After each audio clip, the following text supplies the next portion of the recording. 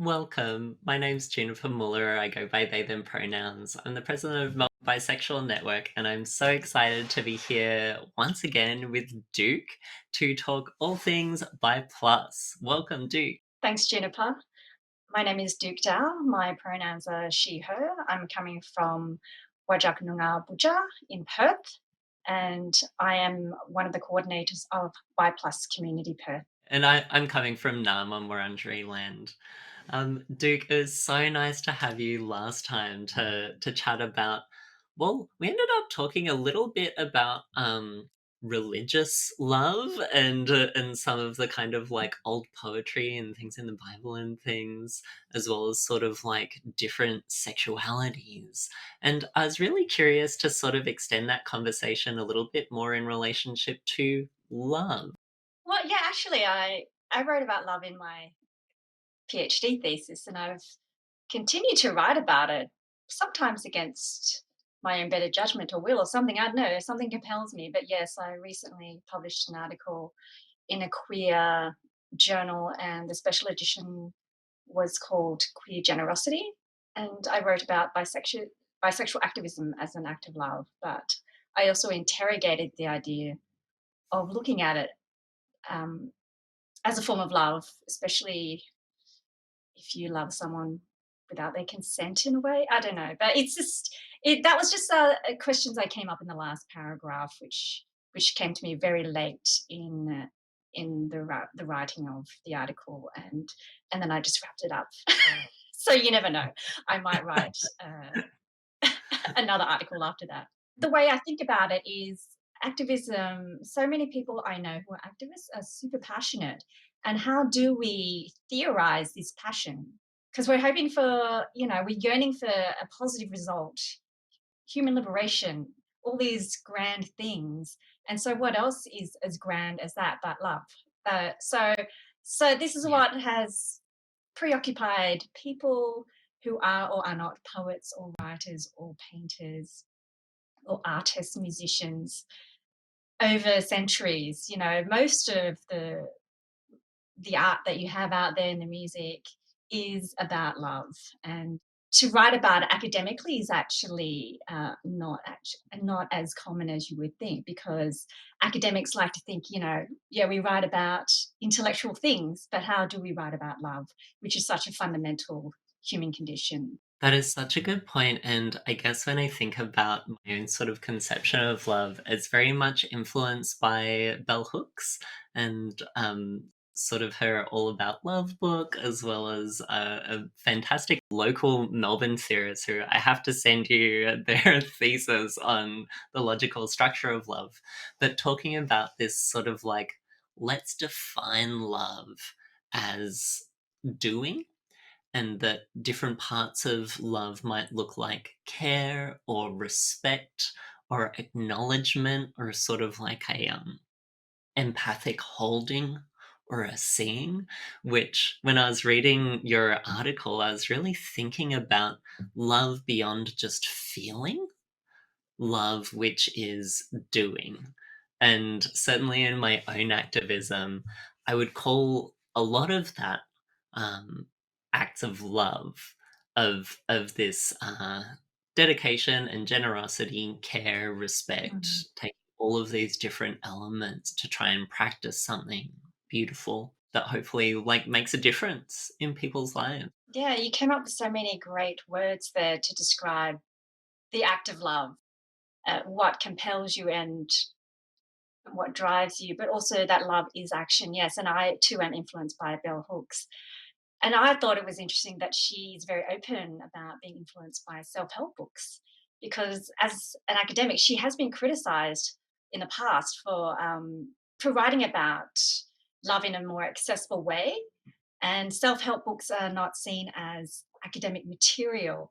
However, they are books that resonate with so many people, including academics who are Mm. just shy about telling their fellow academics that they write or they read about, self-help books, and they find them influential.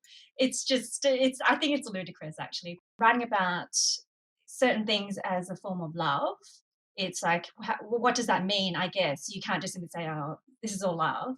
So yes, I started off from bell hooks, but also from wider readings and just rethinking what love is, obviously. And for many years, I Mm, think I was very dedicated to writing about romantic love and monogamous romantic love, really. Although, if you think about it, because I was writing about Christ, he is the ultimate polyamorous. Even if my lovers were mostly, would have Sure. thought of themselves as being just devoted to Christ, but they were also devoted to their own communities and were many of them activists. And so, yeah, they were driven towards all these different forms of love with different people and ideas that you just love your brothers and sisters, for instance, to use that kind of gendered terminology that they might have used. But basically, that love is more than just romantic love. And indeed, the idea that romantic love is that important to us is a very modern thing. Before that, Mm, the idea of your soulmate was actually, like probably even your best friend. And your best yeah. friend was almost certainly someone of the same gender. Certainly not if you're a man, it would not have been a woman, for instance. It Mhm. was very the worlds that a lot of people moved in were homosocial. And so why would we assume that the ideal form of love is with someone you might not have actually met before your wedding? So there are these things that you consider when you talk about love, and so why not consider activism as a form of love if you understand a little bit of that history of what love is and has changed over time and how it has multiple meanings. And so in English we have one word love, but in Greek you would have many words for different forms of love. And yeah, and it's the same in the bi community. We have so many different ways of loving, and I just love that. It's so interesting kind of thinking about the history of love or the conception of love or what do our relationships between each other look like. That bringing in sort of the bi plus element of thinking about, well, for a bi person, how do they relate in loving ways to different sorts of people? And for a monosexual person where there maybe feels like quite a clear line between those for which you might have sexual or romantic kind of love versus more of a friendship love, that line is maybe blurred more.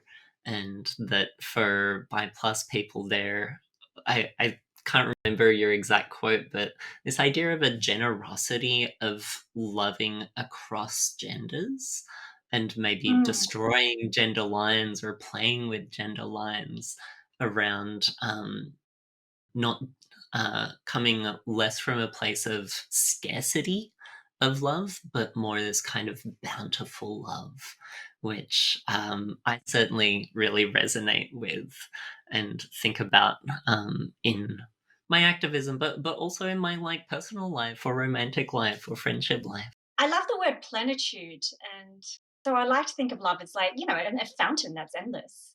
You can have so much love for so many different people, and in whatever way that you want to love them, and they want to love you, and that can change over time. So I think by plus people interrogate many of us anyway. Social descriptions of love or prescriptions of love. And so we can make relationships fit more to what suits us.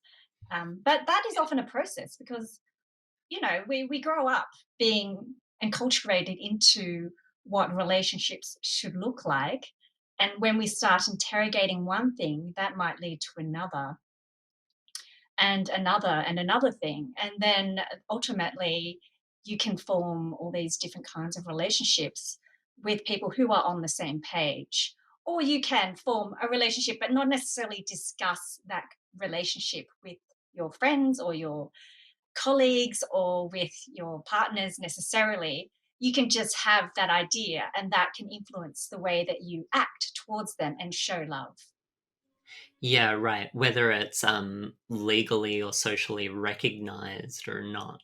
But then I think also, so we've got this beautiful idea of plenitude and the sort of like fountain of love versus maybe the myth of the greedy bisexual or the chaotic or messy bisexual, that, these judgments associated with excess and these judgments associated with taking more than their fair share, which I think flipping that idea to talk about these ideas instead of generosity, plenitude, like openness, is such a beautiful reframing and far Mm. more connects with like I don't want to be a bisexual um, who is termed greedy, but also, I don't want to be a bisexual person who is heavily restricted and totally locked down into like a small, narrow, tiny little contained box.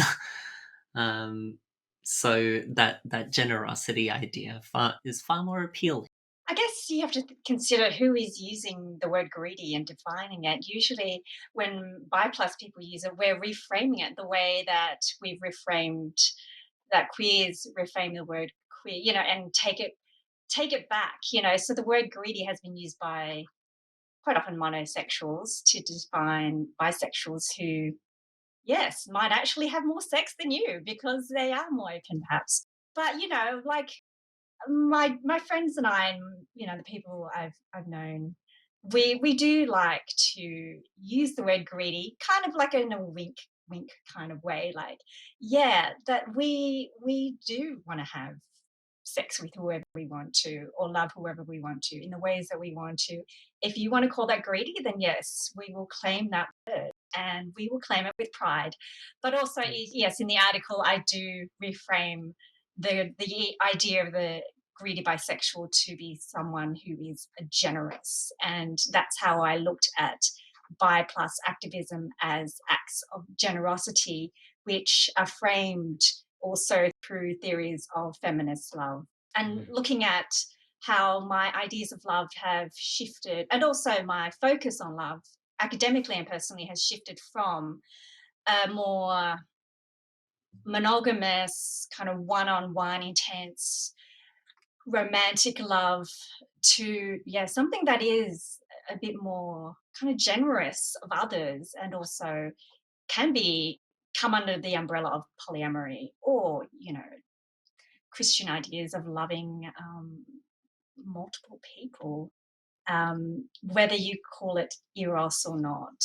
um, and yeah, I suppose for me sexuality can, while we discussed this last time, we talked about how it can be such a good thing to have a word to define yourself, but how that can also be limiting in the ways that it can be seen as the arbiter of how you define your actions and your desires. So I was talking about homosociality earlier.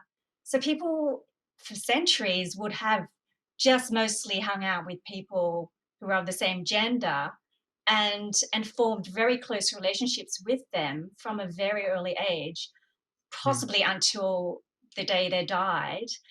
And how would we describe these things now, and how would they interpret their relationships now post sexuality and the use of sexuality to define your attractions and your intimacies? They would have considered their intimacies in a different light without the use of sexuality to frame it. So I was just thinking about all these things, how in many ways they were much more free because they're, say, holding hands, having arms around each other, hugging, sleeping in the same bed. They would not have defined that in relation to, what does this mean? Does this mean I'm gay, lesbian, bi? What? It would have just been the way that they existed. Or maybe I'm just thinking about it in a utopian way, but other other historians of love and friendships have Yeah. considered this, that in many ways we are less free because we define so much by sexuality, when in fact if we looked beyond sexuality we would be perhaps thinking about things in a different way and allowing ourselves to be more intimate in a multitude of ways with lots of different people. I feel like I need to like sit and reflect on that idea, but I want to like sort of like throw back maybe like two challenges that immediately come to mind. One is in sort of heavily gender segregated, like I'm thinking like conservative religious American sort of areas where actually it is very unusual to have um, friends of a different gender, and that there is heavy gender segregation in terms of daily friendships, who you work with, who you spend time with still. That I think about their like what is their freedom for intimacy? Their freedom for intimacy is still heavily dictated by the gender binary boxes.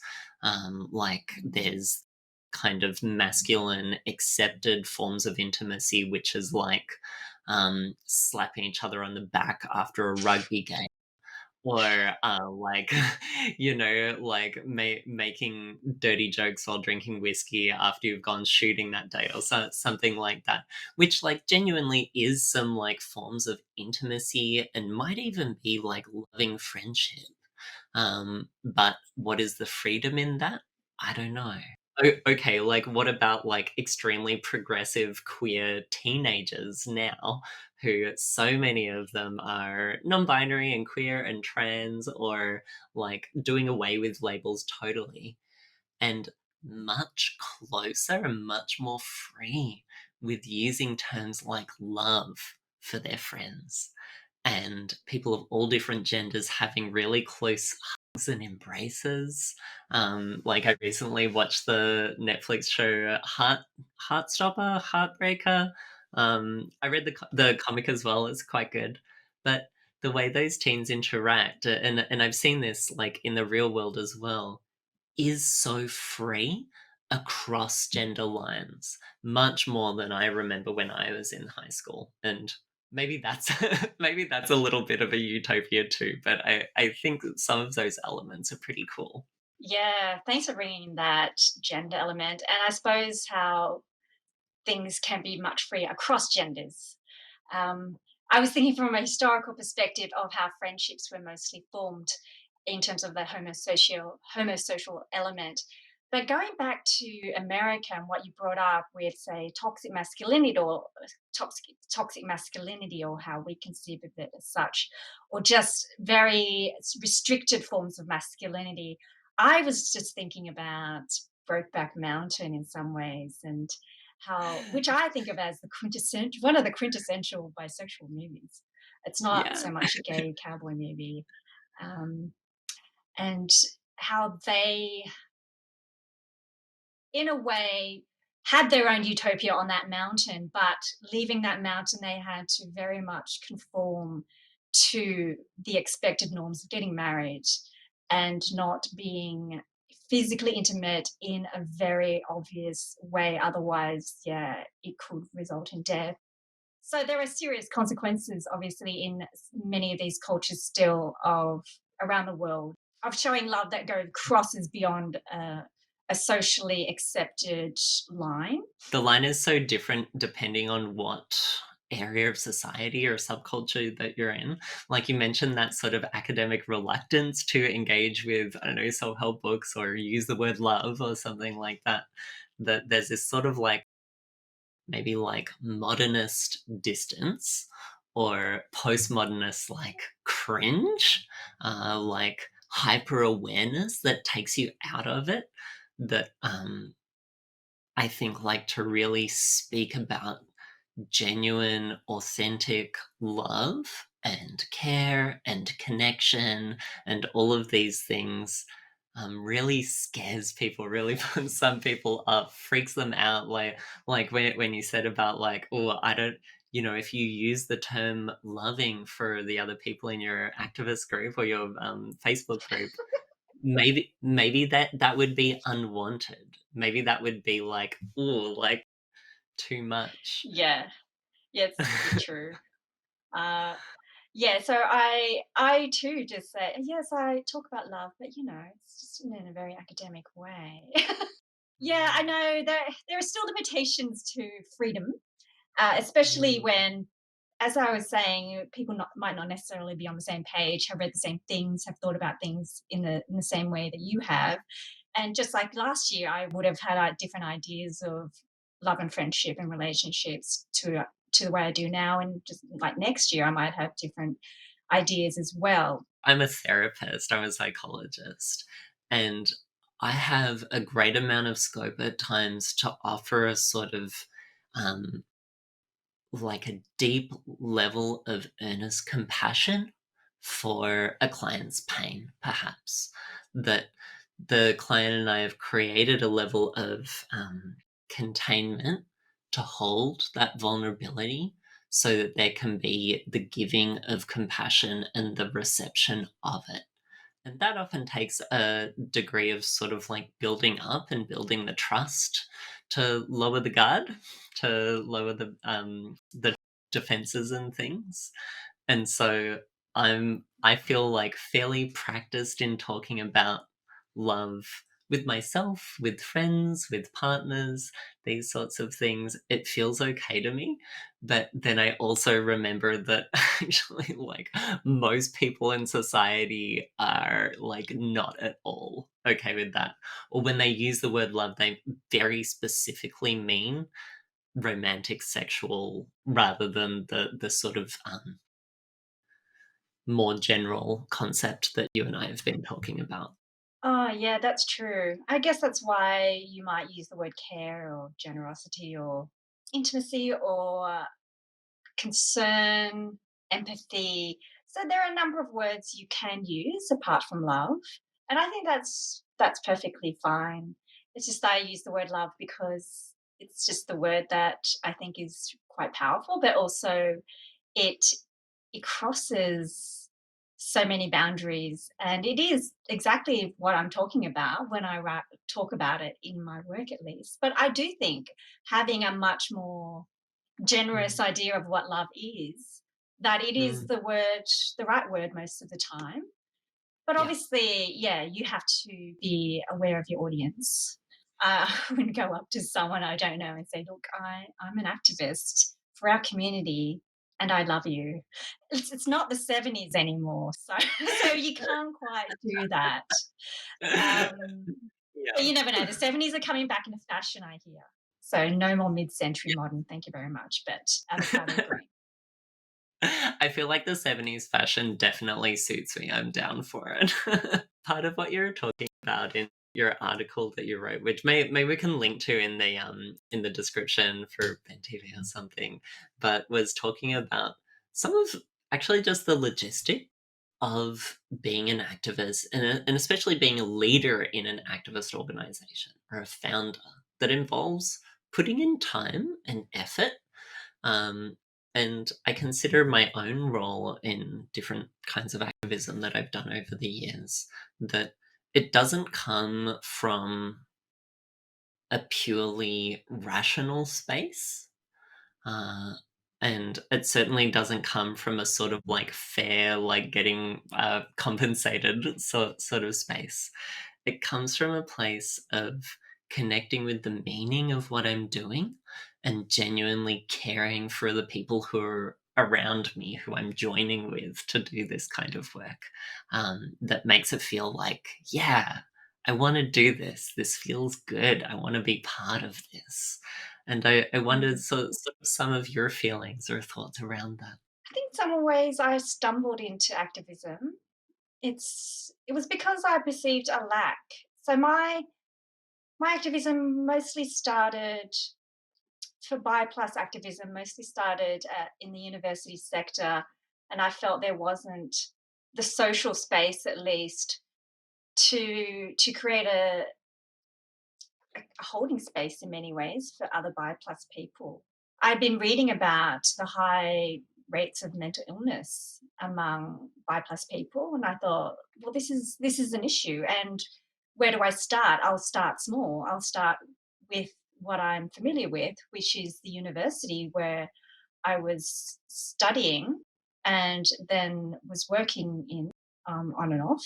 So let me start there. And then I started my own Bi Plus group with a couple of other Bi people. and they were colleagues, and we'd become friends. And I didn't really know many bi people who were out at universities, so we wanted to start something where people could be comfortable with coming out and with just interacting with other bi people, because I certainly, even though we had a pride department, it wasn't necessarily advocating that this is a bi plus friendly space. So I thought, why don't we create our own? In some ways, we're creating like a little community that could be seen as exclusive and exclusionary, but there wasn't anything like it anyway. And it's not as if we would say, go away to different people. But, you have your own spaces as well, gays and lesbians in particular. And trans people are starting to have their own spaces. But obviously, as you know, there's a lot of intersection between trans and gender diverse people and bi plus people, and that was certainly the case with our bi plus group. And I'm pretty proud to say that it's one of my achievements at university that I'm super proud of, creating Mm, this kind of space. It's just folded recently because I just don't have the time for it anymore, yeah. and I've kind of transitioning out of the university sector anyway. But that Mm, allowed me to start the I guess that journey towards Bio plus activism in Perth, and as well as nationally and internationally, and writing about Bio plus activism history. So it's been a really interesting journey, and it's not something that I necessarily wanted to take on. There were just sometimes you take on a leadership role not because you're a natural born leader. It's because it's just no one else seems to be doing it, and you do the best you can, mm, so you just learn to be a leader along the way. I'm certainly not management material, I think, or not naturally so. I'd have to, yeah. you know, talk to lots of people that how do you manage people? But look, yeah, there are, you just learn along the way. You're not going to be perfect, and that's just how activism is. A lot of us are self-taught, as it were, and then we came to find other activists. So I didn't know you until, what was it, 2 years ago or so, and it's through our own circles that we create other circles and bigger circles, and then a national network of bi plus activists, and it's just been great. And so you do get something emotionally, it's emotionally satisfying in many ways, but it is a lot of hard work, and there's a lot of emotional distress involved in ways in when you have to actually put yourself out there and be a leader, and say sorry if something goes wrong, and to set things right if there's infighting or something, it just implodes, and then it's like, what do? You have to fix it. So so yeah, there's a lot of I can't, what's the word, emotional, Like emotional it's not coming to range me. or variability, I Yeah, guess. it can be Like emotionally draining as well. that, like, I think of some of the start of Melbourne Bisexual Network, and there was a lot of rage in the room, rage at the injustice and fury and this kind of uh, building of like things are not right. We need to like do something about it.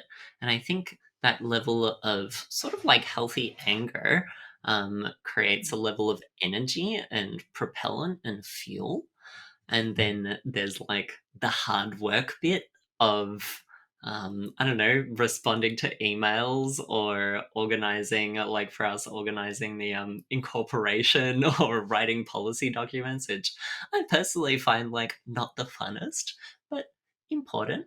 And then there's the sort of like fun, joyful, like just like the first time I was in a room where there was only bisexual people or only multigender attracted people, it's hard to put your finger on, but some magic happened. And I realized, oh, like here's this thing that connects us all. And I've never been in a room where there was only that people who shared that thing. I think engendered a feeling and a movement towards love. I think you're right there. When I first had more bi plus friends than gay and lesbian friends, that was an interesting moment, and I am increasingly hang around mostly bi bi people, whether or not I realize it. A few years ago, a friend asked me, like, so who are you hanging out with these days? And I'm like, mostly bi people. That's obviously not what she was expecting, but it's true. There's a sense of camaraderie a lot of the time. Yeah. Obviously, I'm not going to get along with every bi plus person out there because the only thing we might really have in common is our sexuality. But there is something very special when people that share the same understanding that you have of attraction and desire are in the same room with you, and you all feel safe talking about these things. It's that holding space that you create. It's a safe space. It's you feel connected and at one, and it's a really strong sense of community. Obviously, when I was coming out as a bi plus person, I had my own queer group, but most of them were lesbians or gay men, and that was essential to me at the time. I needed a very non-straight group that that was out and proud. But as time has moved on, and I've come to create a stronger network of bi plus people that I know, as well as friendships with them, it's just created like a really amazing sense of community. And yeah, as you said, it's just so much easier to love people who you feel such a strong affinity for. And you want to do so much to help them, and they want to help you. And it's just really great as an activist because we have a bi plus Facebook page, and that's where a lot of our activism or day-to-day activism occurs. It's a kind of space of care in a way. It's an online digital space of care, and also of lots of funny memes because you kind of have to balance it out. The people on it, the first time that they've actually known other bi plus people and connected with them, and these are people who are adults and who actually move mostly in very heteronormative worlds where very few people know that they're bi plus, and they're just Yeah. dying inside a lot of the time, or just itching to tell someone or to be around people who understand who they are. And that to me is just such a powerful but everyday form of activism, just to make that space available, not for you as alone, but for others, and for them to talk to you as someone who's been out for a bit longer, and then they see you as someone that they can, I wouldn't say look up to, but that they see as someone who's like doing okay, as someone who is out. And so you kind of become a bit of an example of someone who they can kind of feel comfortable with. Yeah, I think that modeling and creation of spaces is so important, and it's important for us to acknowledge that and the role that that can take in people's lives. Because, as you say, it might be the only small space that those people are able to access. Duke, we're actually sort of a little bit out of time today, and the time has flown by. It's been such a pleasure speaking to you. As someone who I admire as a model of, someone who is wonderfully queer and has so many wonderful qualities, and I think really wonderful leadership qualities as well, even if perhaps both of us have a little bit fallen into it, fallen up, and worked stuff out Mm. along the way. So I have loved spending time with you. Thank you. Oh, thanks, Juniper. I have a lot of respect for you. I just admire how you make it look so easy, even though I know it's not. Perhaps we'll talk again sometime, but bye for now.